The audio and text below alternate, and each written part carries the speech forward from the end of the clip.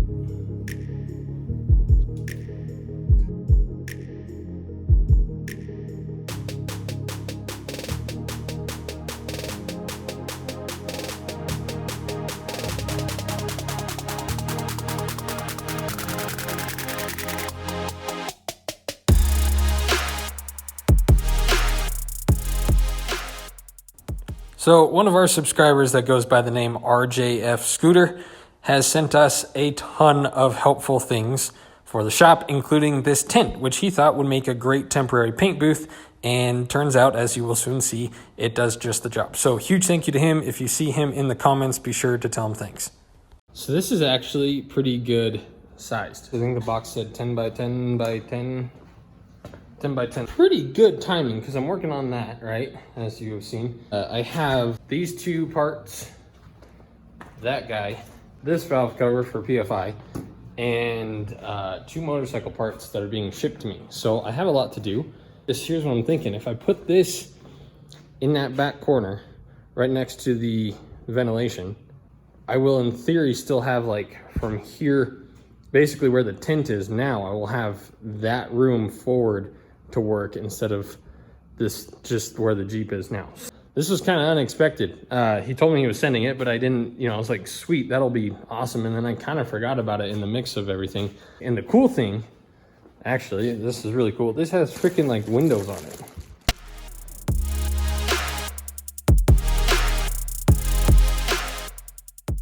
I know this is a Jeep video and you're not gonna watch hardly any of this, but I have to get that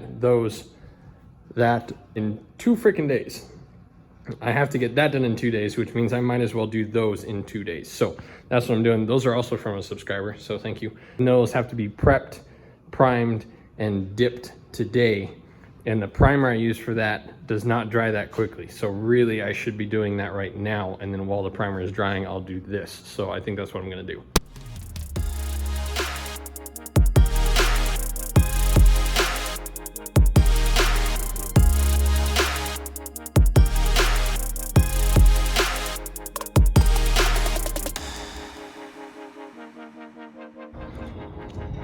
Walked all the way to the dumpster with both trash cans, forgot the darn key.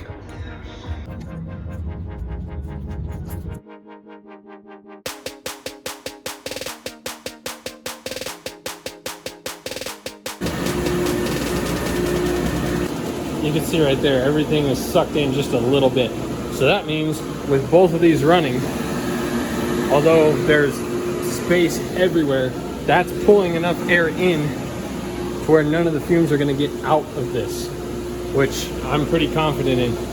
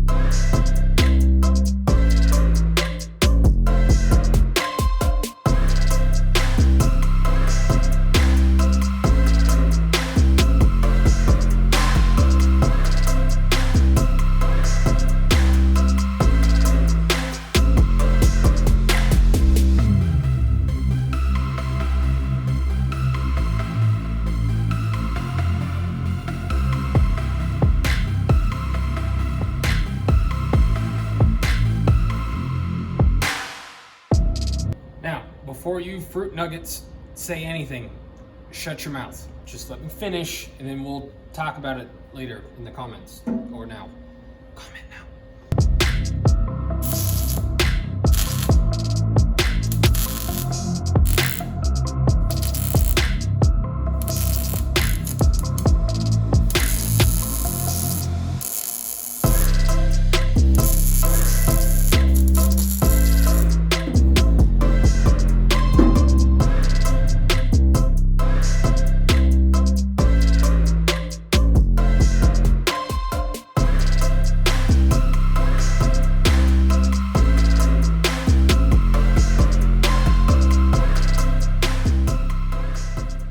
Guys, I haven't been this excited in a long time, and I'll tell you why. One, this is turning out pretty decent. I have a tarp under here to space it out from here, so this is where it's going to sit. It's going to hover just over the diff. Yeah, diff. So then that way I can build some little hangers back here to keep it off, so that's my gauge. Then what I'm thinking, so we got headers on the front, boom shaboom. We got a little bit of, it's not terribly janky. That's probably the weirdest spot just because whatever. But then the rest of this is pretty normal exhaust from the junkyard. So the reason I'm excited are a couple, well, really big one big thing. So I have no idea how this is going to sound. A lot of you are probably concerned it's going to be too quiet. This is an aftermarket muffler, so it's going to, I think it'll sound good. I think it'll be what I want. Worked out nicely. It's nice and slender, so it fit in there pretty good. Another concern a lot of you have is that is my fuel filter or pump.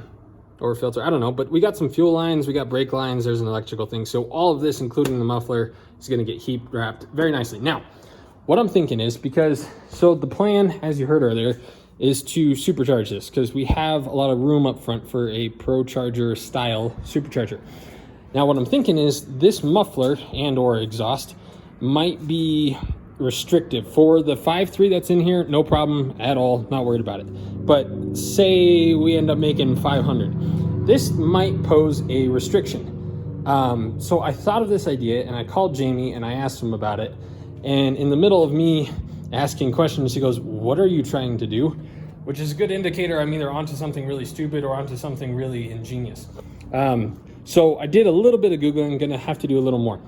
Normal exhaust back pressure is between like 2 and like 6 PSI, give or take. I don't know what it is at like full throttle, high RPM, I'm assuming like 2 PSI was like idle for some cars. So I'm assuming, when you wrap out the motor, you're probably seeing exhaust, on certain setups, you're probably seeing closer to 10 PSI. So I thought, oh my gosh, well, I got the flange. That should give you a hint as to where we're going with this. A wastegate, there's another one right there. I think we're missing something for that one, but $30 on eBay and get, 1 or 2 of those. Now, what I'm thinking is, say we have 10, say this is restrictive and we get high exhaust back pressure, but we like the sound of this. Cool. Well, cutouts, you can get electric cutouts and that's cool. But then I thought, what if we just welded a wastegate somewhere or 1 or 2, depending on, but somewhere along this pipe right here. Just literally one, this would be a perfect spot, just like right here, and then shoot it straight down. And then, now I got to do a little more research. You could tell me in the comments. By the time this is posted, I'll probably know what I'm doing. But what I'm thinking is we're not going to need to run vacuum or anything, because once this exhaust reaches X amount of PSI, it will push the wastegate open. So say we have a 5-pound spring in there. In theory, this will, if this builds 5 PSI or 5 PSI plus, that wastegate should open. I got to do a little more research. I think that's how wastegate works. I know there's vacuum lines and such what, but I think spring, 5 pounds, 5-pound spring, 5 pounds of pressure, 5 pounds open. That's my theory. So I kind of like that idea, because this would mean a couple things. One, we'll have a nice quiet exhaust, quiet-ish. We're going to be able to hear it. We'll know real soon. But then 2, even before the supercharger, if this is restrictive, or if I get on it, it's almost going to be like a normal open dump wastegate, where once we hit X amount of pressure at X amount of RPM and X amount of throttle, it'll just open up and growl like a normal wastegate would. So I'm actually really excited for this idea, because it's going to be really simple. And if it doesn't work, I'm going to be out $30, and technically I won't be out anything, because we will use that on anything else. So that's where we're going. This is what I got. So I does. I'm gonna have to cut one of these out just a little bit, probably about halfway there. The rest of this will clear. So I just got to cut a little nugget out of that, and then that will fit back on beautifully. And then I got to just build, there is a nice hanger somewhere down yonder that's connected to the trans that I can use for down there. And then up here, I think I'm just going to build something from here to the frame to keep this up off the trans. And then the one down there will hold up that in, and I think we're good. So I'm gonna keep going. It's getting late. I don't know how much more time I have, but that's what we got going. I'm very excited.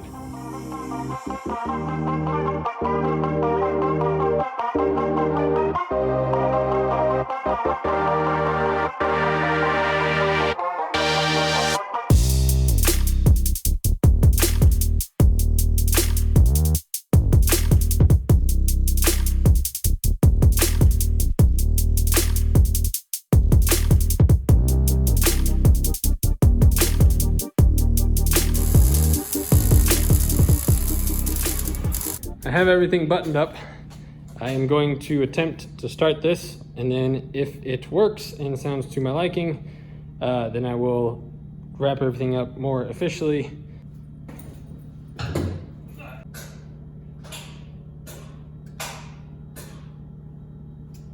Cheers! The battery, shockingly, after months of sitting, is dead.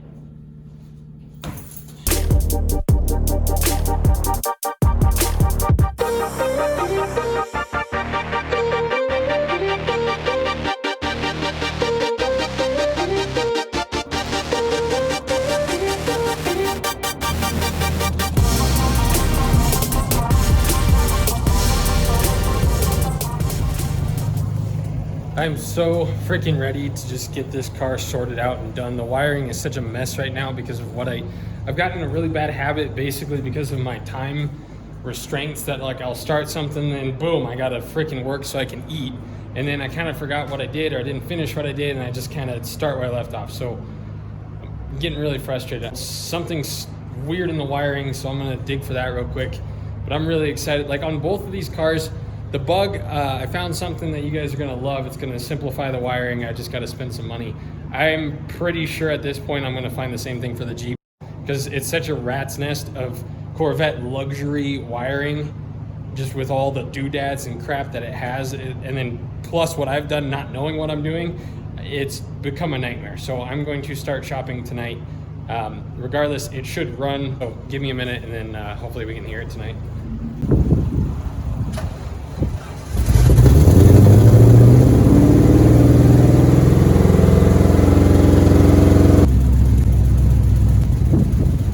Giant exhaust leak. This sounds pretty good. Here at the V-bands, you can hear chuck, chuck, chuck, chuck, chuck, chuck, chuck.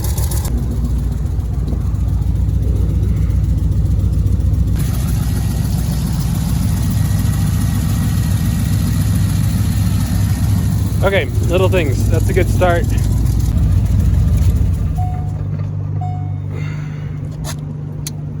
This looks worse than it is. These are super crooked, but it was by design because when I welded the V-bands onto the headers, they're not perfect. So I basically just matched these up to what I did on the headers. This is the part of the exhaust that got really weird. I did this previously to try and make a 2-to-1 thing, and I just thought, why do it again? That one piece of metal is kind of decent.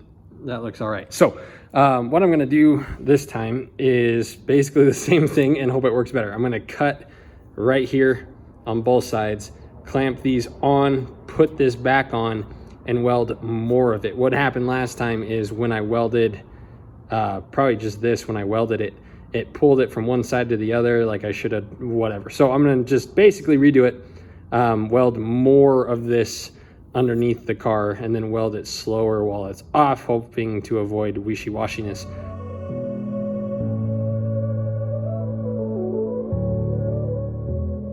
So the theory with this to work is, so say we have, so I guess about 10 PSI of back pressure is relatively normal. And I called a buddy who's way smarter than I am, Casey Cole with M-Spec Performance. They do some of the best work. I've mentioned them a couple times. I simply can't afford them yet, and hence why I've done everything myself. But so he got super sciencey about it and said, basically, it's not a bad idea, but you know, a cutout would be cheaper. To which I said, yes, but I like it because it's different. So I asked if it would work. Basically, say that's, okay, so normal back pressure is 10 PSI-ish. Like if we supercharge that, like that's not a huge deal. However, I still think it'd be cool just to have the noises. So say this is a 5-pound spring, which it's not. But that means we need 5 pounds per square inch. So if this is a little bit bigger than 1 square inch, then we will need more PSI to open this. So he said with his experience, usually it takes about 3 times the exhaust pressure to freely open one of these. So if this is a 5-pound spring, it would take 15 pounds at least to open this. So if we do this, we'll just have to cut this spring down. I'd like it to open, I mean, or we could regulate it by the boost from the supercharger. Either way works. I kind of like it to work NA. I think that'd be kind of neat. So we'll see what happens. So that's what I got. That's what I'm doing. We're almost there.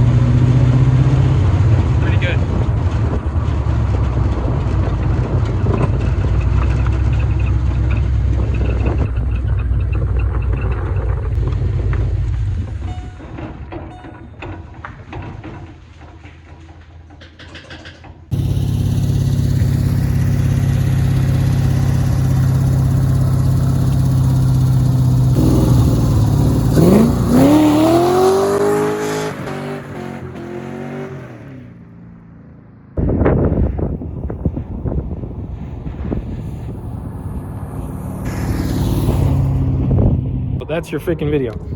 We have a lot of side-to-side motion going on that's affecting that muffler being there. The motor mounts are shot, so that's probably something that we're going to need to do very soon. The Honda radiator we haven't really tested yet because I was just keeping an eye on it, and so far so good. These little hood pin things are actually keeping the hood nice and tight, so we're good there. Lots of little things to do. Got to finish up the wiring. Got headlights right there for it. Taillights are on the way. The seat's not bolted down. This roll cage needs redone, but we have kind of the basis of what we have to work with now. So that's 90% done. I might have to make it a little taller, just because right now with the motor mounts, this whole thing wiggles. So maybe with new motor mounts, this won't be an issue. Looking good. Clean up the wiring, clean up the wiring, clean up the wiring. And then this wheel bearing is shot, and I got a little bit of power steering rack stuff to do, and then it should be a pretty good like summer daily driver is kind of what I'm thinking. So that's good to go.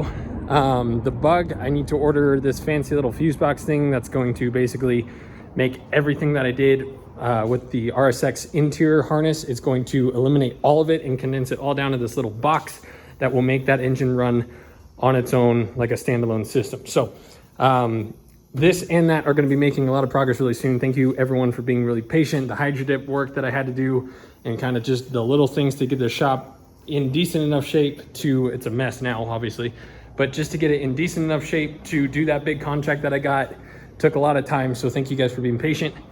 I'm pumped. I think it sounds great. I think it's plenty loud. It's not too quiet, but it's not too loud. I think it sounds really good. We'll have some better exhaust clips when I have someone to film me driving by. There's a kind of like a mall cop basically that's sitting at the end of my test strip, so I couldn't go back and forth 20 times. So that's what I got for you. That's what we did. Thank you guys for watching. Thank you for being patient. We have 2 products that I'll be introducing very soon. Just my life, you don't care, but I'm busy right now. So we'll see you guys soon. Thank you again for watching. Bye-bye.